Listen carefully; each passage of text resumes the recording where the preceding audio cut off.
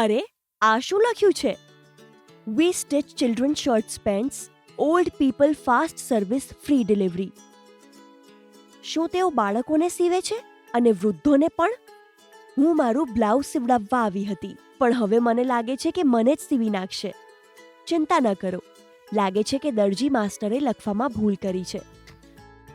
આ સેન્ટેન્સને આપણા પંક્ચ્યુએશન્સ પંચાયત એટલે કે વિરામચિહ્નની જરૂર છે. ચાલો પંક્ચ્યુએશન પંચાયતના સભ્યોને બોલાવીએ. પંક્ચ્યુએશન માર્ક્સ એ એવા ચિહ્નો છે જે લેખનમાં અર્થ અને સ્પષ્ટતા ઉમેરે છે. ચાલો તે બધાને જાણીએ. હું ફૂલ સ્ટોપ એટલે કે પૂર્ણ વિરામ છું. જ્યારે કોઈ વિચાર પૂર્ણ થાય છે ત્યારે હું તેને રોકી દઉં છું. અને યાદ રાખો, જ્યારે મારા પછી નવું વાક્ય શરૂ થાય છે ત્યારે પહેલો અક્ષર કેપિટલમાં હોય છે. ઉદાહરણ તરીકે, Ravi is my friend full stop. He is nice full stop. The shop is closed full stop. I will go tomorrow full stop. હું કોમા એટલે કે અલ્પ વિરામ છું. જ્યારે પણ યાદી લાંબી હોય, જેમ કે શર્ટ, પેન્ટ, કપડાં, હું દરેક વસ્તુને અલગથી બતાવું છું. અને હા, બીજી એક મહત્વપૂર્ણ વાત સાંભળો. જ્યારે 3 કે તેથી વધુ વસ્તુઓ હોય ત્યારે દરેક વસ્તુ પછી અલ્પ વિરામ આવે છે અને છેલ્લી વસ્તુની આગળ એન્ડ આવે છે. ઉદાહરણ તરીકે, I like apples, comma, બનાનાસ and mangoes.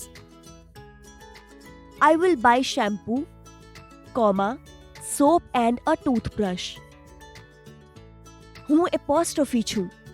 મારું કામ એ કહેવાનું છે કે કોની પાસે શું છે, એટલે કે ઓનરશિપ. ઉદાહરણ તરીકે, ચિલ્ડ્રન્સ બુક, રિયાઝ બેગ. હું એક્સક્લેમેશન એટલે કે ઉદ્ગારવાચક ચિહ્ન છું. જ્યારે કંઈક જોઈને અથવા સાંભળીને હૃદયના ધબકારા વધી જાય ત્યારે થાય છે મારી એન્ટ્રી.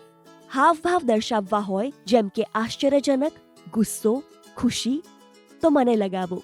પૂર્ણ વિરામની જેમ મારા પછી પણ વાક્ય પૂરું થાય છે અને નવા વાક્યની શરૂઆત કેપિટલ અક્ષરથી થાય છે. ઉદાહરણ તરીકે, wow! Exclamation mark. That's amazing! Exclamation mark. Stop! Exclamation mark. Don't go there! Exclamation mark. નમસ્તે, અમે કોટેશન માર્ક એટલે કે અવતરણ ચિહ્નો છીએ. જ્યારે કોઈ વાત જે રીતે બોલાય છે બિલકુલ એ જ રીતે લખવામાં આવે છે.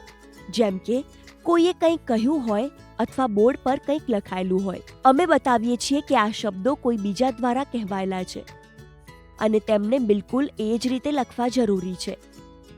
યાદ રાખો, કોટની પહેલા અલ્પવિરામ મૂકવામાં આવે છે. She said, comma, quotes. કોટમાં પહેલો અક્ષર હંમેશા કેપિટલમાં લખાયેલો હોય છે. ઉદાહરણ તરીકે, she said, we offer free delivery. The sign read, welcome to our shop. અને હું છું પ્રશ્ન એટલે કે ક્વેશ્ચન માર્ક. જ્યારે પણ કોઈ પ્રશ્ન પૂછવામાં આવે છે, ભલે તે મૂંઝવણથી હોય કે કંઈક જાણવાની ઈચ્છાથી, ત્યારે જ મારી જરૂર પડે છે. ઉદાહરણ, what is your name? Question mark. May I drink water? Question mark. આભાર મિત્રો. હવે ચાલો આ પંક્ચ્યુએશન્સનો ઉપયોગ કરીને દરજી માસ્ટરના વાક્યને એક સાથે મૂકીએ. સૌથી પહેલા ચિલ્ડ્રન અને ઓલ્ડ પીપલ પછી એપોસ્ટ્રોફી એસ લગાવવામાં આવે છે, કેમ કે વાત તેમના કપડાની થઈ રહી છે. ત્યારબાદ શર્ટ્સ, પેન્ટ્સ અને ઓલ્ડ પીપલ્સ ક્લોથ્સ. તેથી હું તેમની વચ્ચે અલ્પ વિરામ મૂકીશ અને ઓલ્ડ પીપલ્સ પહેલા એન્ડ મૂકીશ. વાક્ય પૂરું થયું. હું ફૂલ સ્ટોપ મૂકીશ. હવે આગળનું વાક્ય મોટેથી બોલવામાં આવ્યું છે. Fast service, free delivery. અહીં બંને જગ્યાએ એક્સક્લેમેશન માર્ક આવશે. અને દરજી માસ્તરે આ આખું વાક્ય બોર્ડ પર લખ્યું, તો ચાલો તેને કોટેશન માર્ક્સની અંદર મૂકીએ. ચાલો દરજી માસ્ટર સાથે આ વાક્યોમાં યોગ્ય પંક્ચ્યુએશન્સ મૂકીએ. ચાલો હવે તમારા આન્સર્સ જોઈએ. ખૂબ સરસ.